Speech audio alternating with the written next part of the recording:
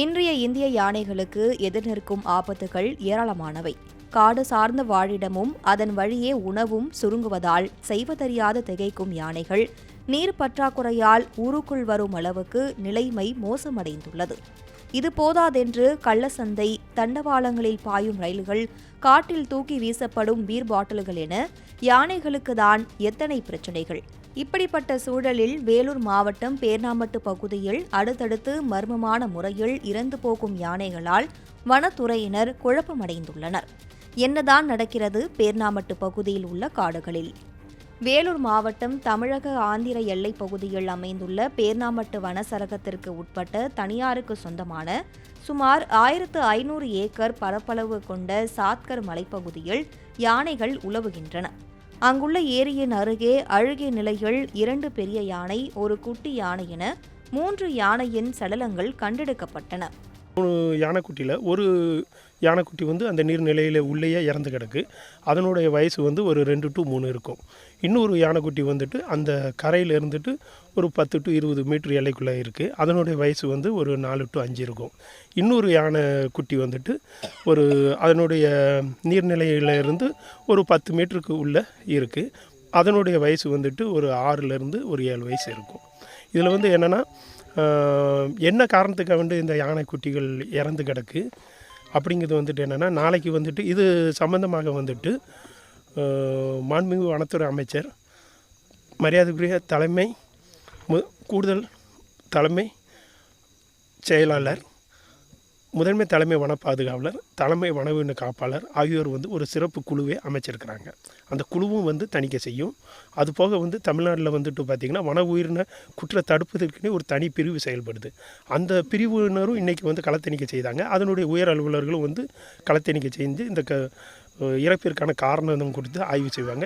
மேலும் பேர்ணாம்பட்டு வன சரகத்திற்கு உட்பட்ட பகுதியில் கடந்த 20 நாட்களில் வெவ்வேறு இடங்களில் 5 யானைகள் இறந்திருப்பது பலருக்கும் சந்தேகத்தை கிளப்பியுள்ளது. கடந்த 20 நாட்களில் 5 யானைகள் காரணம் தெரியாமல் இறந்து கிடந்ததை அடுத்து தமிழ்நாடு தலைமை வன உயிரின பாதுகாப்பாளர் உத்தரவின் பேரில் சிறப்பு குழு அமைக்கப்பட்டது. நமக்கு என்னென்னா, ஆந்திராவுடைய அந்த கவுடினியா வனவின சரணாலயத்துக்கு ஒட்டி தான் நம்ம வேலூர் வனக்கூட்டத்துக்கு உட்பட்ட பேர்ணாம்பட்டு, குடியாத்தம், இந்த வனச்சரகம் இருக்குது. ஸோ அங்கே உள்ள யானைகள் அவ்வப்போது நம்ம வனப்பகுதிக்கும் போகுது. அப்படி போகும்போது சில நேரங்களில் இங்கே உள்ள சில நேரங்கள் அது என்னென்னா அவ்வப்போது சில நேரம் விவசாயிகளுடைய பயிர்களையும் சாப்பிடுது. அந்த மாதிரி இருக்கிறதுல சில நேரம் இப்போ மழை காலங்கள்னாலையும் சில உடல் உபாதைகள் ஏற்பட்டும் அது அதான் என்ன காரணம் அப்படிங்கிறது நம்ம இப்போ இந்த சமீபத்தில் ஒரு யானை இறந்ததை மருத்துவ குழு ஆய்வு செய்து அதனுடைய அந்த உடல் பாகங்கள் ஆய்வுக்காக அனுப்பப்பட்டுள்ளது. அதனுடைய முடிவு வந்தால் தான் அந்த யானை எதனால் இறந்ததுங்கிறது தெரிய வரும். அது மாதிரி இந்த 3 இந்த யானைக்குட்டிகளுடைய இறப்பும் அவங்க ஆய்வு செஞ்சு அப்புறம் சேம்பிள் எல்லாம் எடுத்து தீர ஆய்வு செஞ்ச பிறகு தான் அது எதனால் காரணம் அப்படிங்கிறது தெரிய வரும். இந்த விவகாரம் பூதாகரமானதை அடுத்து சம்பந்தப்பட்ட சாத்கர் மலைப்பகுதியில் தமிழ்நாட்டை சேர்ந்த வனத்துறை குழுவினர், மருத்துவ குழுவினர் மற்றும் ஆந்திராவை சேர்ந்த வனத்துறையினர் ஒன்றிணைந்து விசாரணை செய்து ஆய்வு மேற்கொண்டனர். இறந்த யானைகளை சம்பவ இடத்திலேயே அவர்கள் பிரேத பரிசோதனை செய்து அதன் மாதிரிகளை பரிசோதனைக்காக எடுத்து சென்றுள்ளனர். இதுகுறித்து செய்தியாளர்களிடம் பேசிய விழுப்புரம் தலைமை வன பாதுகாவலர் பெரியசாமி, 3 யானைகளும் வெவ்வேறு காலகட்டத்தில் இருந்ததாகவும் பிரேத பரிசோதனை முடிவிற்கு பிறகுதான் யானை உயிரிழந்ததற்கான காரணம் தெரியவரும் என்றும் தெரிவித்திருக்கிறார். தமிழக அரசை பொறுத்தவரை ஒவ்வொரு யானையின் இழப்பும் மிக முக்கியத்துவமாக கருதப்படுவதாகவும் யானை இறப்பை தடுக்க கண்காணிப்பு கேமராக்கள் மூலமும் ட்ரோன் மூலமாகவும் கண்காணித்து வருவதாகவும் தெரிவித்தார்.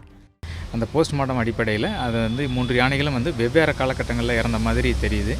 அதாவது ஒரு 10 நாள் 15 நாள் கேப்பில் 3 யானைகள் இறந்துருக்கிறதா தெரிய வருது. டாக்டர்ஸ் டீம் ஒரு 7 பேர் வந்திருக்காங்க. அந்த டாக்டர்ஸ் டீமுடைய அவங்களுடைய போஸ்ட்மார்ட்டம் ரிப்போர்ட்டும் இப்போ வந்ததுக்கப்புறம் தான் அதனுடைய காஸ் ஆஃப் டெத் என்னங்கிறது நமக்கு தெரிய வரும். லேப் ரிப்போர்ட்டுக்கு நமக்கு வரணும். அதனால் சாயில் சாம்பிள், வாட்டர் சாம்பிள், அனிமல்ஸினுடைய அந்த டிஷ்யூ சாம்பிள்ஸ், அதே போல் டிஎன்ஏ பண்ணுறதுக்கான சாம்பிள்ஸ், இது மாதிரி சாம்பிள்ஸ்லாம் எடுத்திருக்கோம். அந்த சாம்பிள்லாம் லேபுக்கு அனுப்புகிறோம். அந்த லேப் ரிப்போர்ட்ஸ் வந்ததுக்கப்புறம், இந்த போஸ்ட்மார்ட்டம் ரிப்போர்ட் வந்ததுக்கப்புறம் நமக்கு வந்து காஸ் ஆஃப் டெத் என்னங்கிறது நம்ம வந்து ஊகிக்க முடியும்.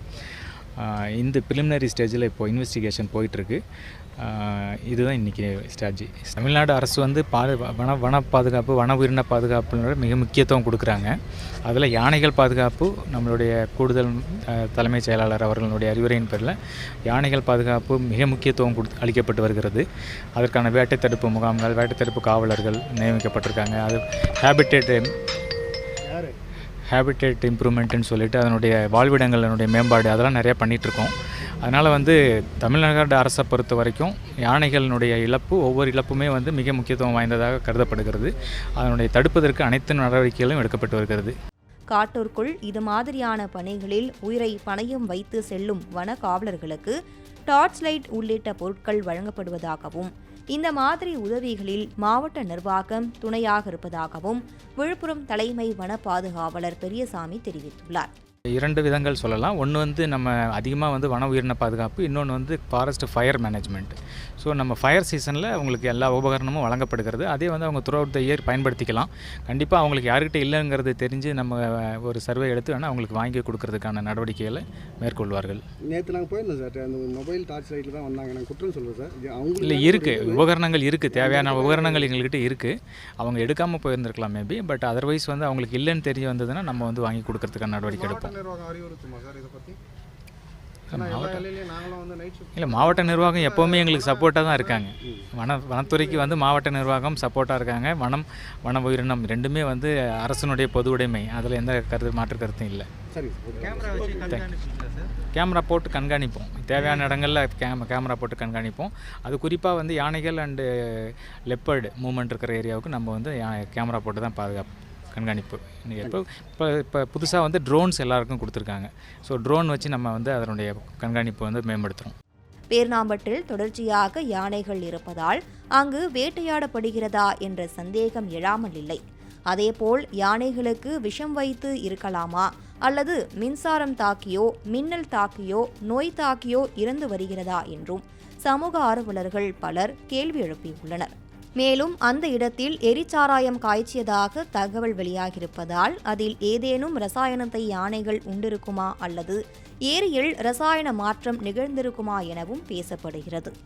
இந்த அத்தனை கேள்விகளுக்கும் கால்நடை பராமரிப்பு மற்றும் வனத்துறை மருத்துவர் கலைவாணன் விரிவாக பதிலளிக்கிறார். போஸ்ட்மார்ட்டம் பண்ணுறப்பே இது மாதிரி பல்வேறு டவுட் இருக்குது.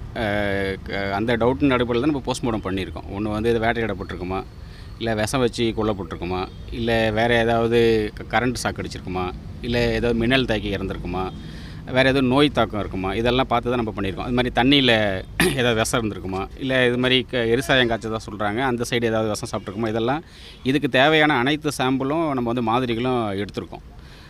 இப்போ நம்ம பார்த்ததில் ஏற்கனவே இன்னொரு யானை வந்து அங்கே இருக்குது. ஒரு யானை மூவ்மெண்ட்டு நம்ம பார்த்துக்கிட்டு இருக்கோம். அதுவும் அந்த தண்ணி தான் அதுவும் குடிக்குது. ஸோ அதனால் வந்து தண்ணியில் எதுவும் பிரச்சனை இருக்கிற மாதிரி தெரியல. அது வந்து பெரிய ஏரியா தான் இருக்குது. தண்ணியில் பிரச்சனை இருக்கிற மாதிரி தெரியல. வேட்டையாடுறதுக்கு நம்ம வந்து மெட்டல் டிடெக்டர் வச்சு நம்ம வந்து செக் பண்ணிட்டுருக்கோம், ரைட்டுங்களா. அந்த மாதிரி அதில் வேட்டையாடினதுக்கான எந்த எவிடன்ஸும் நமக்கு கிடைக்கல. அது மாதிரி கரண்ட் ஷாக் அடிக்கிறதுக்கும் அங்கே வந்து கரண்ட் அந்த மாதிரி எதுவும் இல்லை. அது மாதிரி மின்னல் தாக்கி இறக்கிறதுக்கும் நம்ம வந்து ஒவ்வொன்றும் வேறு காலகட்டத்தில் இறந்துருக்கு. அதே மாதிரி இப்போ விஷம் சாப்பிட்ருந்தா அதெல்லாம் ஒன்றா சாப்பிட்ருக்கோம், அது பிரச்சனை வந்திருக்கும். இப்போ அந்த மாதிரியும் எதுவும் இல்லை. ஸோ அதனால் நமக்கு என்னென்ன டவுட் இருக்கோ அது எல்லாத்துக்கும் நம்ம வந்து சார் சொன்ன மாதிரி எல்லா மாதிரிகளும் எடுத்திருக்கோம்.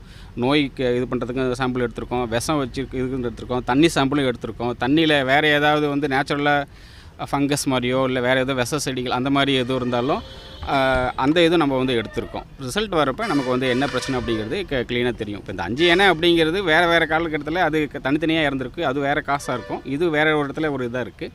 ஸோ ரிசல்ட் வரப்போ நமக்கு என்ன பிரச்சனைங்கிறது கண்டிப்பாக தெரியும். ஒருவேளை யானைகளுக்கு வைரஸ் நோய் ஏதாவது வந்திருக்குமா என்பது குறித்த கேள்விக்கு பதிலளித்த வனத்துறை மருத்துவர் கலைவாணன், பிரேத பரிசோதனை அறிக்கை வந்த பிறகே எல்லா கேள்விகளுக்கும் விடை தெரியும் என்று தெரிவித்தார். மற்ற விலங்குகளுக்கு இருக்கிற மாதிரி வைரஸ் நோய் எல்லா விலங்குக்கும் இருக்குது, அதுக்கு யானைக்கும் இருக்குது. இப்போ நம்ம அதுக்கான சாம்பிளும் எடுத்திருக்கோம். அந்த ஆஸ்பெக்டில் அந்த கோணத்துலேயும் நம்ம வந்து பார்க்குறோம். ஸோ அதனால் ரிசல்ட் வந்து நமக்கு தெரியும் கண்டிப்பாக.